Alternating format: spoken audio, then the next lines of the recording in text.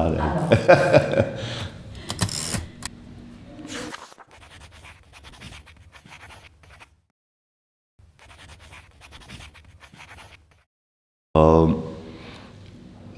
Ja som si tú knižku prečítal, lebo otec sa fakt vo filmoch vyzná, je to taký milovník filmov, celý život sa filmom venuje. Tak som na túto radu dal a musím uznať, že tá knižka naozaj ma hneď od začiatku pohltila. Je to knižka českého autora Aleše Palána, ktorá sa tiež volá podobne ako film Radej ze šílet v divočine. A ja som prakticky okamžite po dočítaní tej knihy po 3 dňoch kontaktoval Aleša s tým, že som ten povolaný a jediný, kto môže tú knihu sfilmovať. Tak Aleš mi nejak uveril, nejak sa tie naše pracovné cesty zišli dohromady a začali sme spolupracovať.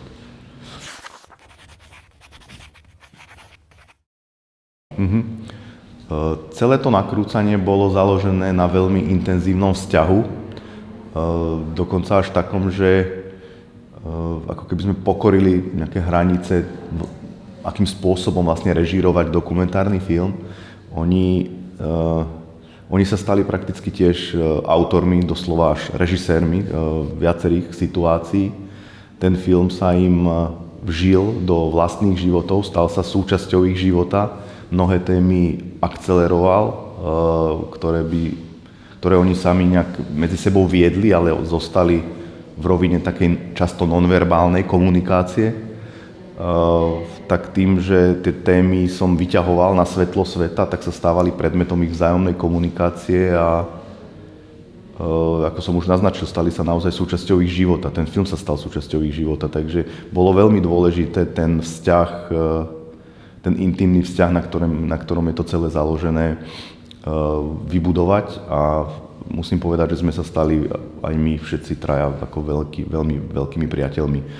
Bez toho sa vlastne do takej intimnej sféry preniknúť ani nedá. Takže áno, je to založené na tom totálnom priateľstve. Dovolím si tvrdiť, že v jednom z najväčších priateľstiev, aké vlastne môžu vôbec medzi ľuďmi vzniknúť, proste na tom najkrajšom možnom.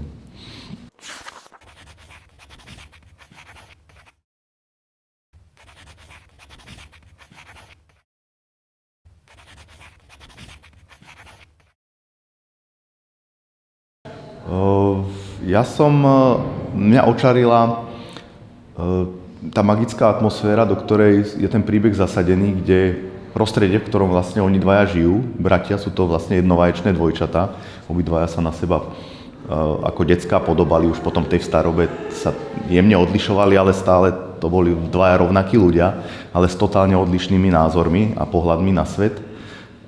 S tým sa spájala istá divokosť toho ich prejavu.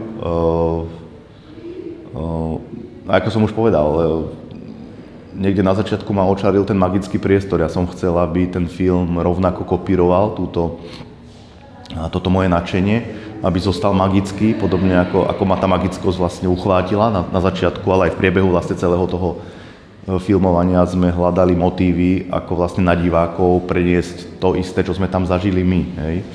Preto toľko magických momentov, preto tento pre mňa rozprávkový svet, aj keď s dospelými postavami a s dospelými témami.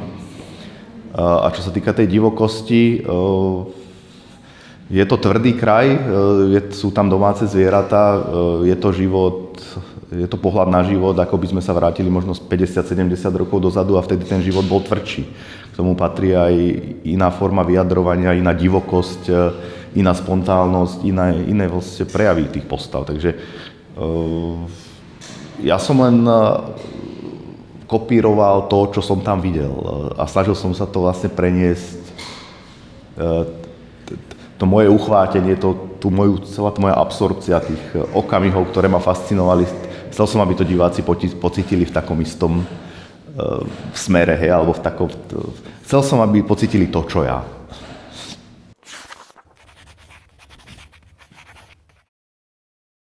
Ja som mal na výber pri tomto filme veľa možných línií vývoja toho príbehu, ktorý som napokon zobrazoval. Jednak áno, sú to potomkovia rumunských Slovákov, ktorí sa presťahovali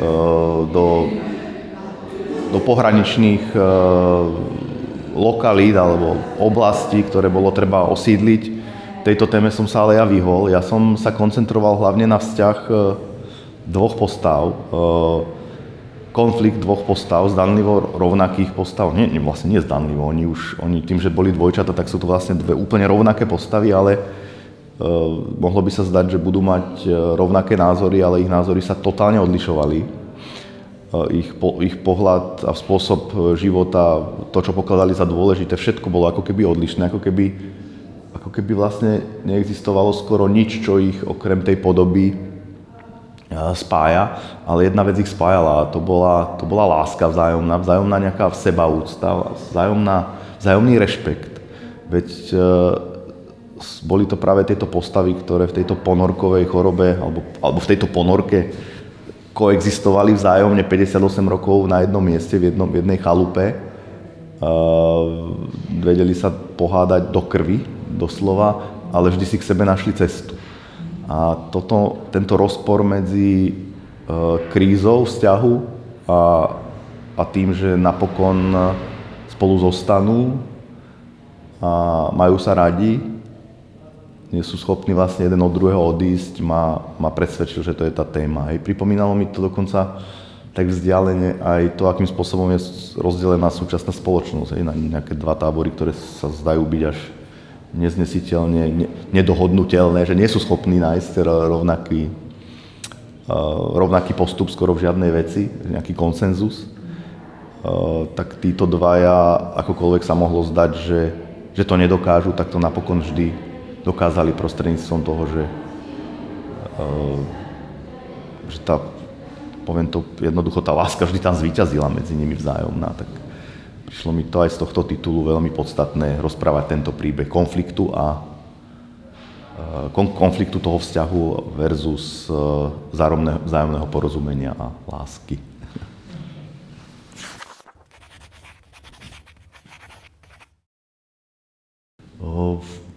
Ja mám rád reálne príbehy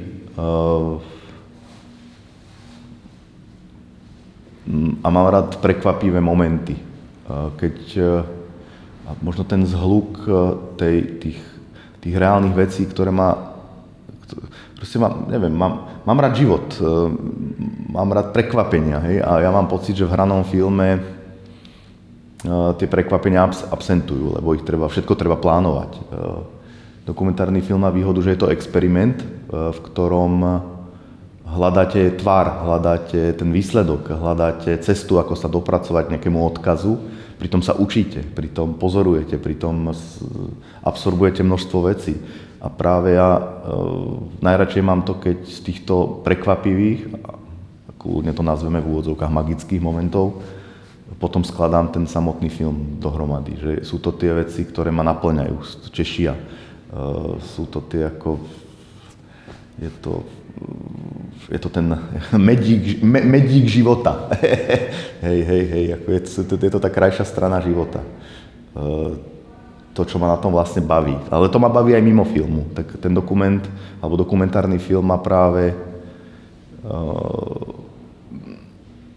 aj túto kvalitu, že dokáže toto reprodukovať, sprostredkovávať a aj pre samotného autora je to veľmi zaujímavé z tohto pohľadu.